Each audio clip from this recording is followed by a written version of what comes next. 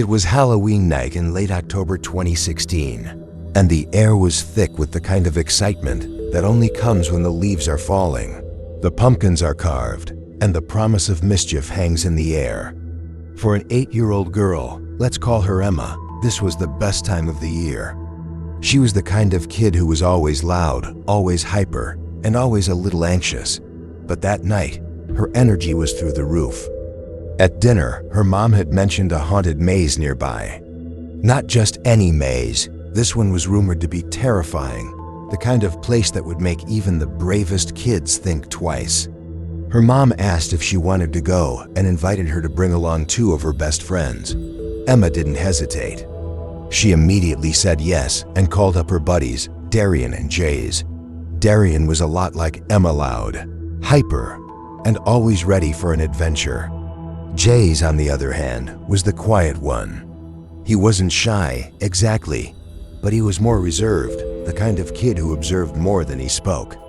Still, the 3 of them were inseparable, and the idea of tackling a haunted maze together was too good to pass up. When Emma's parents pulled up to the attraction, it was exactly what you'd expect from a Halloween haunt. There was a building where you paid for tickets, a massive maze that seemed to stretch on forever, and behind it, patches of dense, shadowy woods. The kind of woods that made you feel like you were being watched, even if no one was there. The group decided to split up not right away, but eventually. Emma and Darian went one way, while Jays and Emma's mom went another. The maze was filled with the usual Halloween fare, animatronic monsters, fake cobwebs, and the occasional jump scare. It was all fun and games until they turned a corner and came face to face with a man wearing a scream mask. But here's the thing, he wasn't dressed like a scare actor. No costume, no props, just regular clothes. He jumped out at them, and both Emma and Darian nearly screamed their heads off. At first, it seemed like part of the act. But then the man started talking. "Hey kids, I'm sorry I scared you," he said, his voice oddly calm. "I have candy in the back. Do y'all want some?" Emma got scared. She'd been taught stranger danger since she could walk, and every alarm bell in her head was ringing. She said no, but the man didn't take the hint. He kept insisting, his tone growing more aggressive with each word. Finally, Emma and Darian told him to go away, and to their relief, he did. But the encounter left them shaken. Darian started to cry, and Emma did her best to calm him down. They continued through the maze, trying to shake off the unease, but something about that man lingered in the back of their minds. An hour passed, and the group reached the edge of the maze where the woods began. That's when Emma noticed him again, the same man, standing in the shadows, watching them. And this time, he wasn't just standing there, he was following them. Emma and Darian quickened their pace, their hearts pounding in their chests. The man in the scream mask wasn't just following them anymore, he was gaining ground. The woods were dark, the kind of dark where every rustling leaf and snapping twig felt like a threat. The maze's cheerful Halloween decorations were long behind them, replaced by the eerie silence of the forest. Emma glanced over her shoulder and saw the man break into a full sprint. He wasn't just walking, now he was running straight toward them. Panic surged through her veins, and she grabbed Darian's hand, pulling him along as they bolted through the trees. The man was older, maybe in his 50s, and they were faster than him, but that didn't make the situation any less terrifying. Darian, overwhelmed by fear, suddenly veered off in a different direction, disappearing into the shadows. Emma called out for him, her voice trembling, but there was no response. Now she was alone. The woods seemed to close in around her, the trees looming like silent sentinels. She could hear the man's footsteps behind her, heavy and deliberate. Her breath came in short, panicked gasps as she tried to think of what to do. That's when she felt it, a hand grabbing her arm, yanking her backward. Another voice, deeper and more menacing, cut through the darkness. "Grab him! Grab him!" Emma's instincts kicked in. She twisted and pulled with all her might, somehow managing to break free from the grip. Without looking back, she took off running, her legs carrying her as fast as they could. She didn't dare stop, not even when she heard the unmistakable crack of a gunshot echoing through the woods. The sound bounced off the trees, disorienting her, but she kept going, driven by sheer adrenaline. Finally, she burst out of the woods and into the open, back at the main entrance of the maze. Her parents, Jay's, and a small crowd of people were gathered near the ticket booth. They were talking to a staff member, their faces pale with worry. Emma's mom was in tears, and her dad was on the phone with the police. When Emma stumbled into view, everyone turned to her in shock. She was out of breath, her clothes dirty and torn, but she was alive. She tried to explain what had happened, her words tumbling out in a frantic rush. The staff member listened intently, his expression growing darker with every detail. The police were called, and a search party was organized. They combed through the woods, their flashlights cutting through the darkness. What they found sent chills down everyone's spines. There was no man in a scream mask working at the attraction that night. No one matching his description had been hired. But in the woods, the police discovered something far more sinister, a stash of rifles and other weapons, hidden among the trees. The discovery of the weapons in the woods turned what had started as a Halloween scare into something far more horrifying. The police expanded their search, combing through the area with dogs and flashlights, but the man in the scream mask was nowhere to be found. It was as if he had vanished into the night, leaving behind only the chilling evidence of his intentions.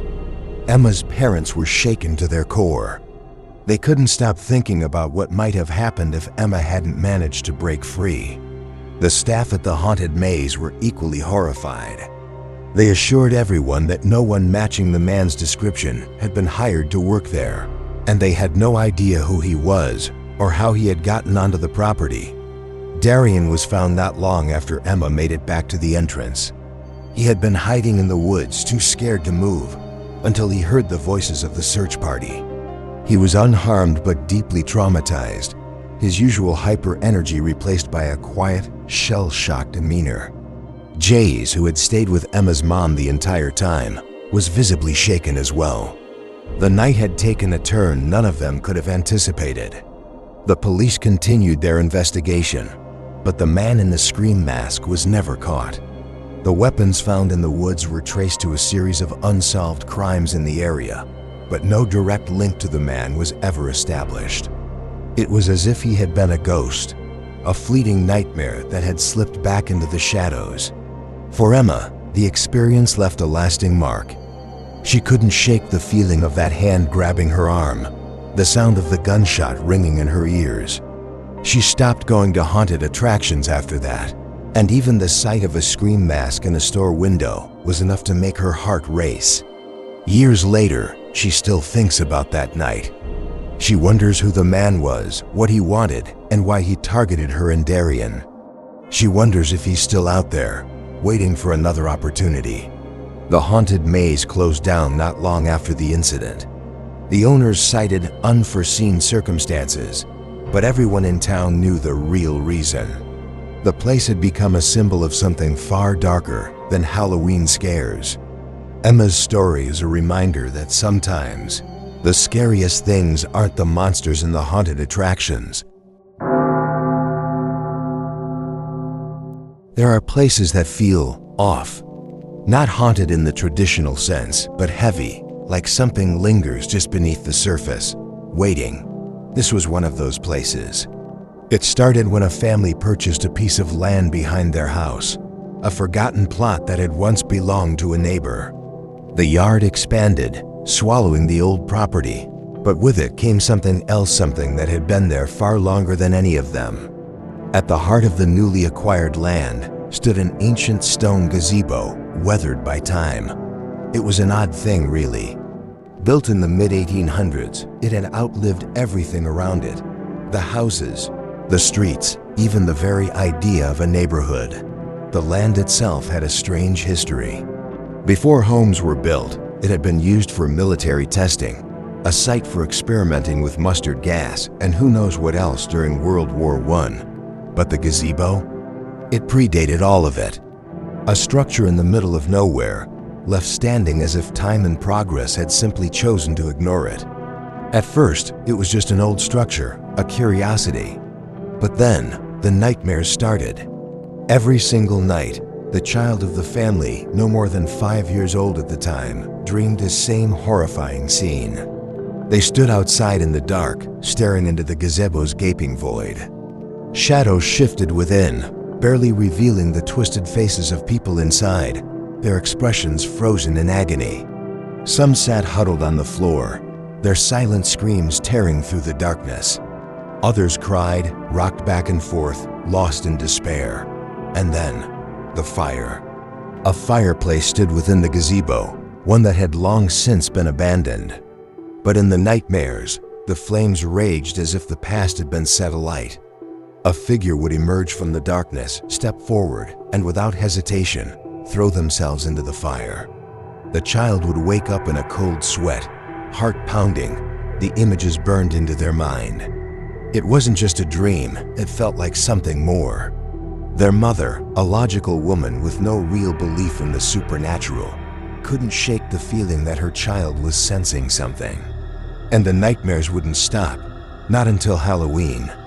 That year, as October crept toward its end, the family decided to make changes to the yard.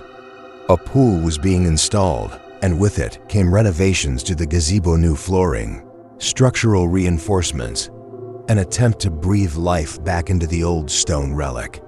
But whatever lay beneath that place had no intention of staying buried.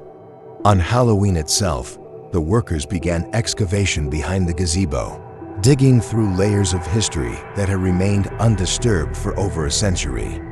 As they pried up the flagstone flooring, something unexpected surfaced: bones, human bones. The digging came to a sudden halt as the workers processed what they had just uncovered. Scattered among the remains were large stones, each one marked with a name crudely carved into its surface. The air grew thick with unease, as if the very ground beneath them had exhaled something ancient and forgotten. The police were called. They arrived, examined the site, and after some discussion, gave a response that felt almost dismissive. Huh, weird, that was it. No investigation, no follow-up. Just an eerie indifference, as though this kind of thing happened all the time. But for the family, the discovery was anything but normal. And then, just as suddenly as they had started, the nightmares stopped.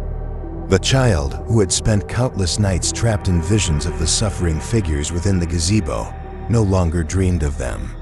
The tormented faces, the silent screams, the shadowed presence throwing itself into the fire, it all vanished as if something had been put to rest.